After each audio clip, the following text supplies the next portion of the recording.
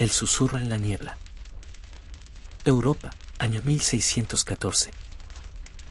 La guerra de los 30 años está a punto de desgarrar el continente.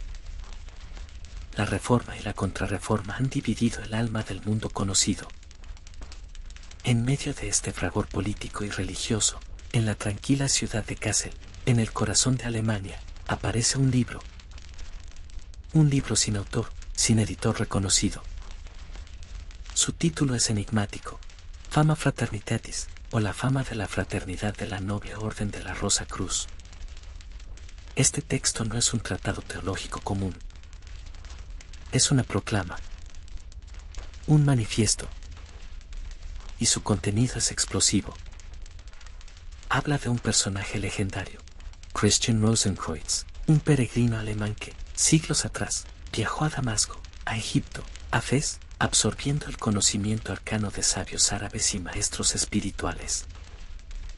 A su regreso, fundó una fraternidad secreta, la Orden de la Rosa Cruz, con un propósito único: la reforma universal del conocimiento y del espíritu humano. La fama anunciaba que la tumba de este mítico fundador, perdida durante siglos, había sido redescubierta, y que su apertura, simbólica, por supuesto, marcaba el inicio de una nueva era. La repercusión fue inmediata y monumental. El panfleto se imprimió y reimprimió, cruzó fronteras en cuestión de meses. Circuló de mano en universidades, cortes y talleres. Despertó una fiebre, la fiebre Rosacruz. Todos hablaban de ello. Todos se preguntaban: ¿quiénes son? ¿Dónde están? ¿Cómo unirse a ellos? La fama no daba direcciones. No ofrecía un método de contacto. Era un llamamiento al mundo, una invitación velada dirigida a los corazones y mentes preparados. Al año siguiente, en 1615, un segundo manifiesto vino a alimentar el misterio: la Confessio Fraternitatis, o Confesión de la Fraternidad. Este texto profundizaba en los ideales de la orden, pero con un tono más polémico y desafiante. Atacaba abiertamente la corrupción de la Iglesia y los estados, condenaba el falso saber de los pedantes y proclamaba la llegada inminente de una revolución del conocimiento. Prometía, además, revelar secretos que harían palidecer a los monarcas: la verdadera naturaleza del cosmos, la piedra filosofal, la medicina universal. Y luego, en 1616, llegó la obra más extraña y poética de todas: Las bodas químicas de Christian Rosenkreuz. Aquí, el tono del manifiesto da paso a una narrativa alegórica, un cuento de hadas alquímico.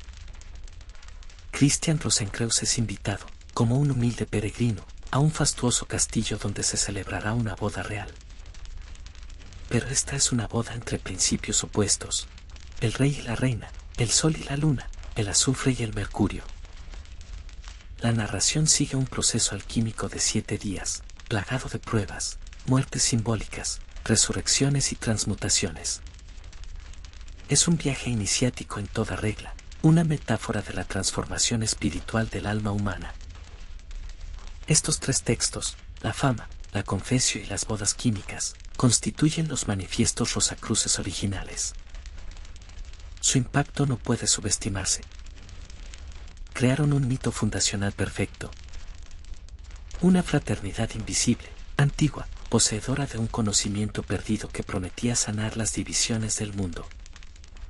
Pero había un problema fundamental, un enigma en el corazón del fenómeno.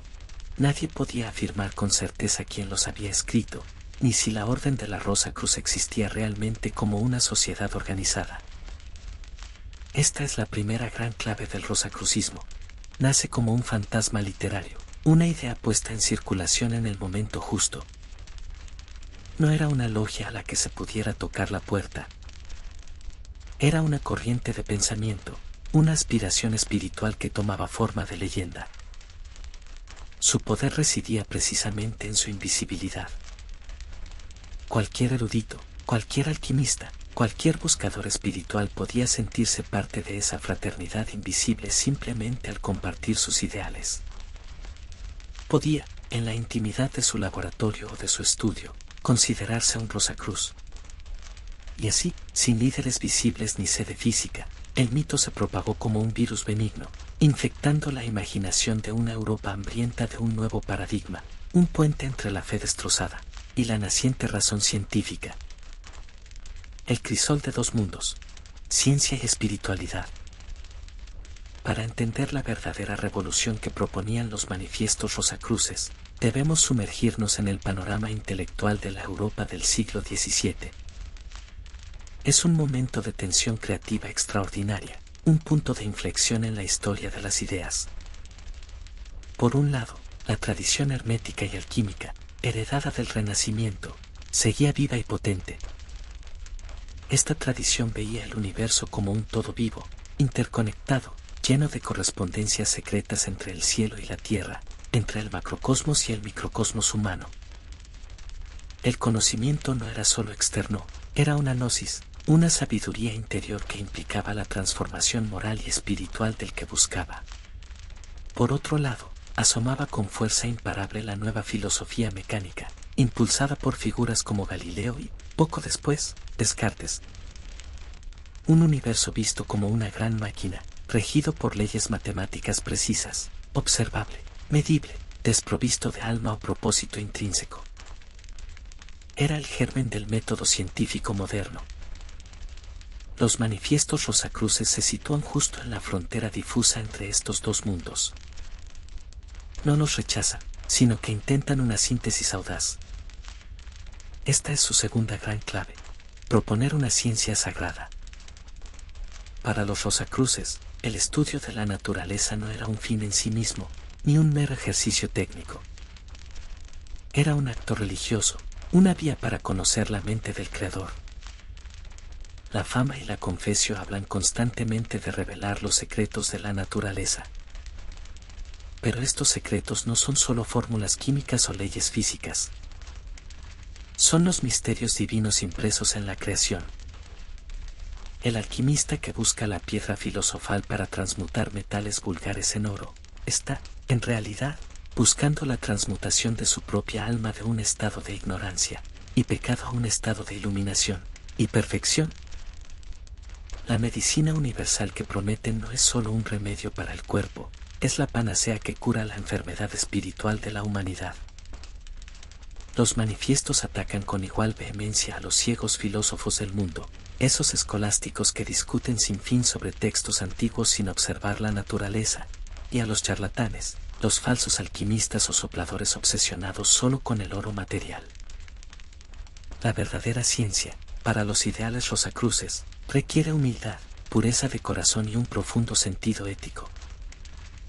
El conocimiento sin virtud es un arma peligrosa. El progreso técnico sin progreso espiritual es una condena. Esta visión integradora resonó profundamente en muchos de los primeros científicos modernos, que aún no veían una contradicción entre su fe y su investigación. La alquimia, con su lenguaje simbólico y sus procesos de transformación, era el laboratorio donde esta síntesis podía experimentarse. El horno alquímico, el atanor, era a la vez un instrumento químico y un altar espiritual. Por lo tanto, los rosacruces no eran anticientíficos. Eran precientíficos en el mejor sentido. Soñaban con una ciencia con conciencia, con un conocimiento que no separara al observador de lo observado, que uniera el rigor del método con la profundidad de la experiencia mística.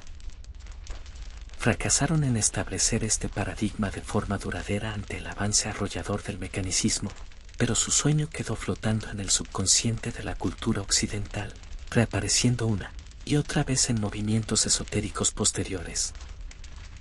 Rostros tras el velo, figuras clave del enigma. Si la orden, como estructura, era un fantasma, las mentes que dieron forma a la idea fueron de carne y hueso. El enigma de la autoría de los manifiestos es uno de los rompecabezas más fascinantes de la historia intelectual. La investigación histórica señala, casi con certeza, a un círculo de eruditos protestantes en Alemania, vinculados a la corte del príncipe Luther en Hesse-Kassel. Un entorno fértil donde el pietismo, El misticismo y el interés por las ciencias ocultas convivían. La figura central en este sílogo es sin duda Johann Valentin André, teólogo luterano, hijo de un pastor, hombre profundamente religioso y a la vez de amplios intereses. En sus memorias, escritas mucho después, André afirmó haber escrito las bodas químicas como un ludibrium, una broma o juego juvenil. Sin embargo, el tono de la obra, su profunda carga simbólica, sugiere algo más que una simple parodia. André era un idealista que anhelaba una reforma moral y espiritual de la sociedad. Es muy probable que participara, junto a otros, en la creación del fenómeno Rosacruz como una especie de bomba piadosa, un dispositivo literario destinado a sacudir la conciencia europea y promover sus ideales de erudición cristiana y caridad. Para él, el rosacrucismo debía ser una fraternidad de hombres buenos y sabios, no una sociedad secreta con rituales extraños. Otro nombre crucial es el de Christophe Besaud. Jurista y teólogo, políglota y estudioso del esoterismo, amigo íntimo de André. Su amplio conocimiento de las tradiciones cabalísticas, herméticas y místicas aportó sin duda el sustrato intelectual de alto nivel que respira en los manifiestos. Besaud era el puente entre el mundo académico riguroso y el mundo de las ideas ocultas. Y no podemos olvidar a Johann Arndt, un teólogo pietista cuya influencia fue enorme. Su obra principal, Verdadero Cristianismo, enfatizaba la experiencia religiosa interior, la renovación del corazón, la imitación de Cristo en la vida diaria. Este pietismo, esta espiritualidad íntima y práctica, es el sustrato religioso sobre el que se construye la ética Rosacruz. Para Arndt y para los ideales rosacruces, la verdadera alquimia era la transformación del hombre viejo en hombre nuevo en Cristo. Pero el fenómeno pronto escapó del control de sus posibles creadores. La fiebre atrajo a una multitud de personajes que se autoproclamaron rosacruces o que fueron asociados con la leyenda. Aquí es donde la historia se vuelve aún más rica. Uno de los más célebres es Michael Mayer, médico personal del emperador Rodolfo II, alquimista consumado y diplomático. Mayer, fascinado por los manifiestos, se convirtió en su principal defensor y divulgador. Viajó por Inglaterra y Europa continental buscando rastros de la fraternidad. Escribió obras magníficamente ilustradas, como Atalanta Fugiens, donde unía emblemas alquímicos, música y poesía, consolidando la conexión entre rosacrucismo y alquimia simbólica. Para Mayer, los rosacruces eran reales y él era su portavoz intelectual. Al otro lado del Canal de la Mancha, el impacto fue igual de profundo. Un joven médico y filósofo natural llamado Robert Fludd se erigió en el gran defensor inglés de los rosacruces. En obras inmensas como Historia de los dos cosmos, Fludd construyó un sistema filosófico médico que intentaba reconciliar la tradición hermética con los nuevos descubrimientos científicos, todo ello bajo el paraguas de una cosmovisión cristiana y rosacruz.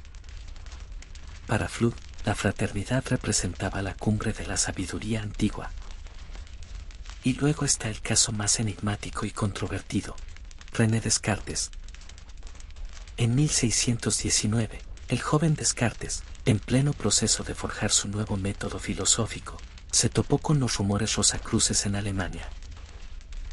La leyenda dice que incluso lo confundieron con un miembro de la hermandad debido a su vida solitaria y su intensa búsqueda intelectual. ¿Influyeron los ideales de una reforma universal del conocimiento en la mente del futuro padre de la filosofía moderna? Es tentador especular que el impulso racionalista de Descartes podría verse, paradójicamente, como una secularización del programa Rosacruz, la búsqueda de un método infalible para llegar a la verdad, aunque esta verdad ya no fuera espiritual, sino matemática y metafísica. Finalmente, no podemos pasar por alto a los adversarios. La Iglesia Católica, a través de los jesuitas, reaccionó con virulencia, tachando a los rosacruces de herejes, magos y agentes del diablo. Esta oposición, sin embargo, solo sirvió para aumentar el aura de misterio y peligro que rodeaba al nombre. Estas figuras, desde los posiblemente tímidos creadores hasta los entusiastas divulgadores y los detractores, tejieron la compleja red de asociaciones, influencias y malentendidos que convirtieron al rosacrucismo de un panfleto anónimo en un mito perdurable. Demostraron que la idea, una vez liberada, tenía vida propia. La transmutación del mito, de los manifiestos a las órdenes. El siglo XVII avanzaba y la fraternidad invisible seguía sin materializarse. La fiebre inicial comenzó a decaer, desgastada por las imitaciones, los fraudes y el escepticismo natural. Muchos buscadores decepcionados concluyeron que todo había sido un elaborado engaño. Pero la semilla, la idea fuerza, no había muerto. Había entrado en un periodo de latencia, de gestación subterránea. El mito Rosacruz, en lugar de desaparecer, comenzó a mutar, a adaptarse, a fusionarse con otras corrientes. Durante el siglo XVIII, el siglo de las luces, el esoterismo no desapareció, sino que se refugió en las logias masónicas que se expandían por Europa. Y allí, el símbolo de la rosa y la cruz encontró un terreno fértil. Comenzaron a aparecer grados masónicos rosacruces, primero en Alemania y luego en Francia, Escocia e Inglaterra. Estos grados, como el caballero Rosacruz en el rito escocés antiguo y aceptado, incorporaban el simbolismo alquímico y cristocéntrico de los manifiestos. La leyenda de Christian Rosenkreuz se integraba en el corpus legendario masónico. La masonería ofrecía lo que los manifiestos originales negaban: una estructura organizada, ritos de iniciación, templos físicos y una jerarquía reconocible. Fue la primera gran institucionalización del sueño Rosacruz. Pero la verdadera resurrección, la segunda gran oleada, llegó en el ocaso del siglo XIX. En una época de intensa crisis espiritual ante el materialismo científico, surgió con fuerza el ocultismo moderno. Y en este renacimiento, el rosacrucismo emergió de nuevo, ahora sí, como órdenes específicas y declaradas. La figura central aquí es un místico cristiano francés de origen humilde, Josephine Péladan. En 1888, fundó la Orden de la Rosa Cruz del Templo y del Grial, más conocida como la Rosa Cruz Católica. Péladan, un personaje extravagante y carismático, vestido como un mago asirio, buscaba unir el arte, el misticismo y la tradición católica. Su orden, aunque efímera, fue tremendamente influyente en los círculos simbolistas y artísticos de fin de siglo. Poco después, en 1909, surgió en Francia otra orden que reclamaría con más fuerza el linaje: la antigua y mística Orden de la Rosa Cruz, conocida mundialmente por sus siglas AMOR. Su fundador, Harvey Spencer Lewis, un empresario estadounidense interesado en el ocultismo, afirmó haber sido iniciado en Toulouse por rosacruces europeos. Amorc sistematizó las enseñanzas en forma de lecciones por correspondencia, democratizando el acceso al conocimiento esotérico. Se presentó no como una religión, sino como una fraternidad filosófica que enseñaba leyes naturales y espirituales para el desarrollo del ser humano.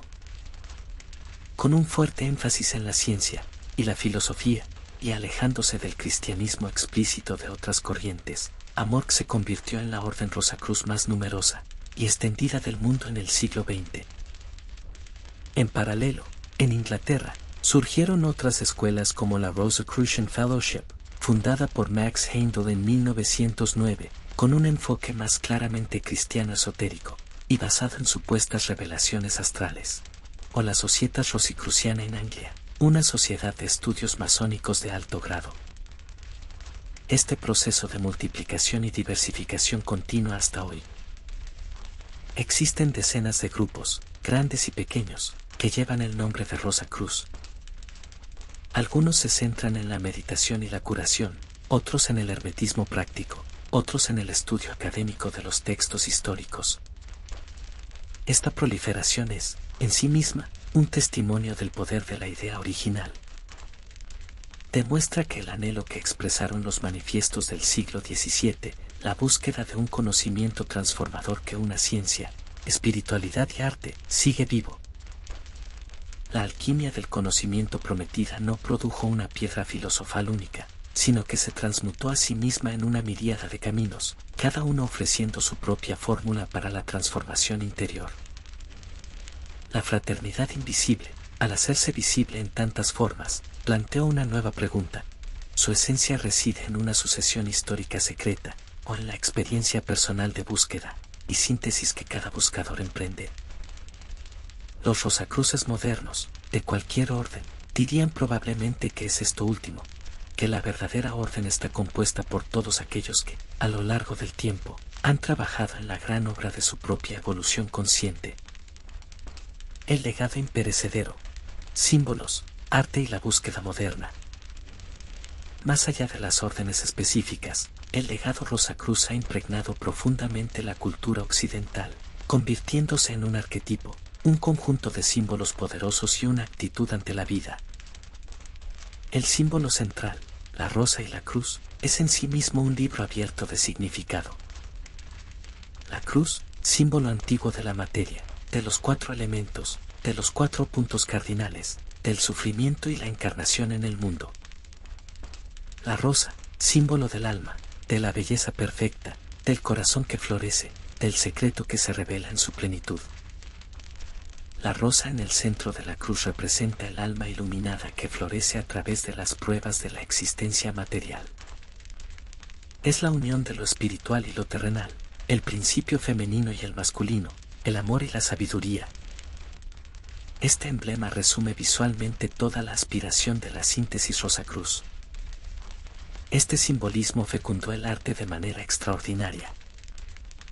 En la literatura, desde los poemas de William Blake, plagados de imágenes alquímicas y de una visión espiritual combativa, hasta la novela El péndulo de Foucault de Humberto Eco, donde los Rosacruces son el centro de una trama de conspiración y delirio hermético. En la música, compositores como Eric Satie, miembro de la Rosacruz de Peladan, o Arvo Pärt, con su minimalismo sagrado, reflejan esa búsqueda de lo trascendente.